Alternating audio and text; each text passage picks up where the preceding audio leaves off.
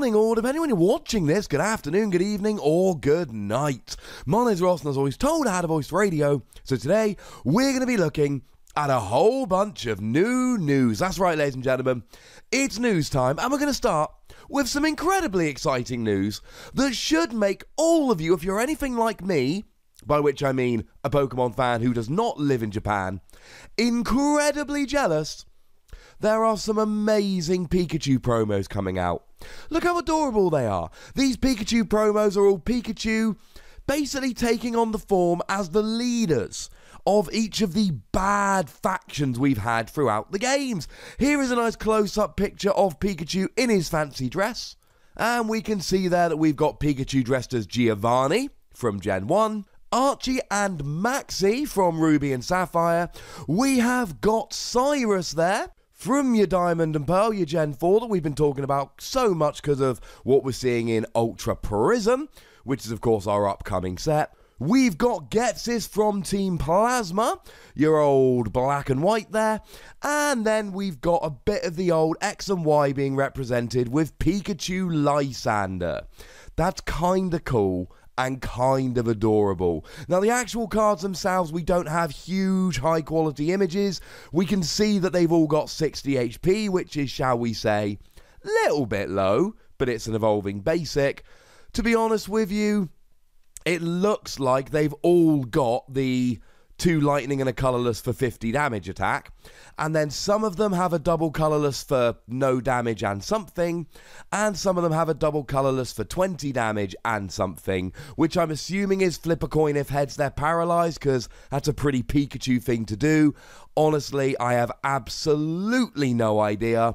We haven't had translations of them. And honestly, I don't think we've had a clear enough image to get a translation, even if anyone wanted to do a translation, which I'm not entirely sure anybody cares about, because, you know, they ain't going to be good cards. In Japan, you buy 5 packs of cards and you get one of them, and life is good. But honestly, ladies and gentlemen, do not expect these to come out over here in the US, Europe, etc. We saw these with the Eevee promos, the Pikachu Eevee promos, a couple of months ago. Many of you were incredibly jealous. I was incredibly jealous. We never got them. We're never getting these ones. But maybe you know someone in Japan, or maybe you know how to use eBay and you can make it work. Now, the good news is that we also know what the pack art is going to look like from Ultra Prism. It looks like this, and, well, there's Giratina, which shouldn't surprise you because we're getting a Giratina Prism Star.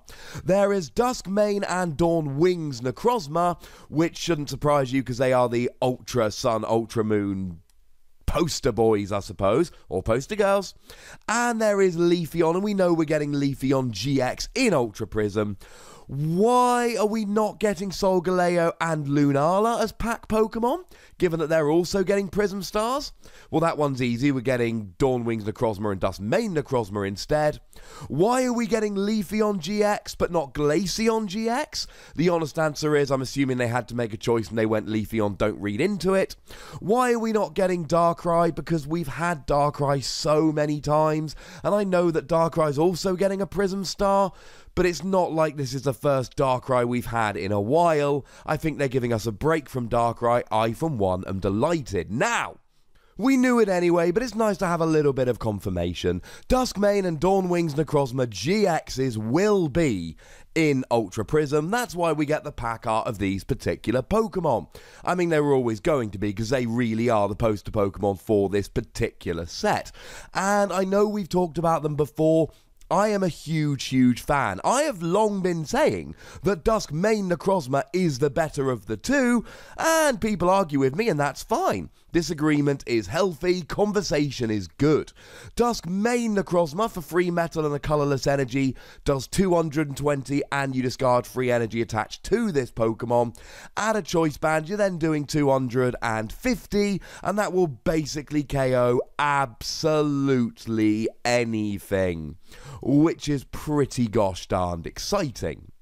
Now, I like to combine that with Magnezone. Magnezone is really nice because Magnezone has the ability that allows you to attach as many of those metal energy during your turn as you like. Life is good.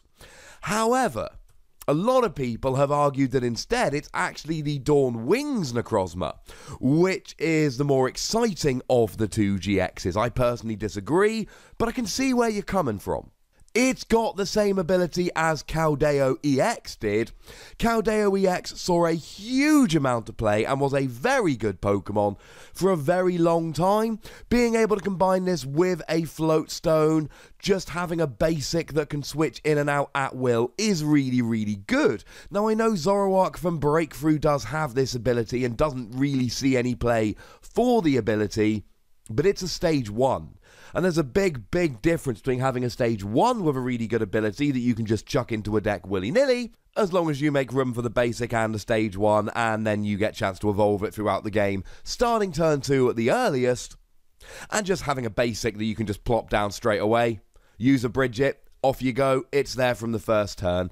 I do think they're both going to see quite a lot of play. I think that the Dusk main is just broken, essentially. I do find it quite interesting that Black Kyurem EX is basically being replaced by Dusk Main Necrozma, and Caldeo is basically being replaced by Dawn Wings Necrozma, and they both used to be in the same deck with Blastoise. Yay! I mean, it's just a nice little coincidence, but coincidences make me happy, ladies and gentlemen. Now, we also have confirmation of the 3-pack and 1-pack Blister promos. The 3-pack Blister promos look like this. One of them is going to feature the Porygon Z from Burning Shadows, which has the alright ability that devolves each of your opponent's Pokemon down a stage. It's basically like Espeon EX's attack, but as an ability. I have long suggested it could be kind of fun as an alternative, but you guys have, well, not you guys, everybody has shown, actually no, we don't need this, because Espeon is doing the job so well as a basic Pokemon. It really is just good enough that we don't need Porygon Z in its stead. Maybe when Porygon Z remains after this next rotation and Espeon gets rotated out, maybe it sees a bit of play. Either way, it's kind of cool that we're getting a promo. It was a booster box promo in Japan that you got when you bought a booster box. It's taken us a while to get it, but we're finally getting it. The other of the 3-pack Blister promos is taken an awful long time to get here, and it's actually a reprint of the Alolan Vulpix with Beacon. Possibly the best basic, uncommon, evolving Pokemon we've had, although Eevee from Sun and Moon will fight you on that. It was released as a promo in Japan quite some time ago, to be perfectly honest, finally making its way over here. And yes, I know everybody's already got a Alolan Vulpix. It's a common from Guardians Rising, and we all bought Guardians Rising looking for Tapu Lele, so yes, I know we've all got it. But there's a lot of people out there that really like the shiniest, bestest version of a particular card. So, do you want the common, or do you want the promo, which will be a holo? And the artwork's pretty adorable. It's not an exciting card in that it's very easy to get hold of because it's a common, but it's literally one of the best cards in the format. We're getting it as a promo. That's pretty cool. Now, in terms of the single pack Blister promos, we are getting, wait for it, Alolan Sandshrew. Now, that's not terribly exciting. No one plays Alolan Sandslash, no one plays Alolan Sandshrew, but look at how adorable the artwork is. I mean, look at it. It's amazing. I love it. I'm cool with it. The other one we are getting a reprint of the Curlier from Burning Shadows. Do remember the current rules, ladies and gentlemen, about alternate art reprints. That is that they have the same set, symbol, and number as when they were originally revealed. They will not be kept in the format longer. It's just alternate artwork. I like the artwork on the Curlier. Chilling under a palm tree. It's quite nice. Got the whole tropical thing going on. Again, it's not terribly exciting, it's curlier, but you know what? You know, Gardevoir still sees play. This is still a cool holo promo that you can pop in your deck to show off. For that reason, it's kind of cool. We're all jealous about the Pikachu, we get the other cards, but honestly, it's the Pikachu that's really exciting. I'm sorry to bring you news of such amazing promos that we won't get over here, but they're not impossible to get. There's plenty of businesses that will import them, and eBay's always a go-to. Sorry if I've broken your hearts, but I tell you what, it broke my own heart to make this video, and not to go too hard after the sympathy vote, but still making twice daily videos with Flu. And that's gotta be worth a like, so make sure you click that like button, make sure you subscribe if you haven't done so, and pop down a comment down below in the comment section. Tell me what you think about all of these lovely news stories. If you want to support the channel, you can do so at patreon.com/PTCGRadio. There's bonus podcasts to be gotten, but either way, make sure you're following on Twitter at the Wassy, and Twitch for some live action when I'm a little bit better at twitch.tv/PTCGRadio. But by far the most important thing, as always, is to look after yourselves until next time. Thank you very much for watching. My name's Ross, and you've been watching PTCG Radio.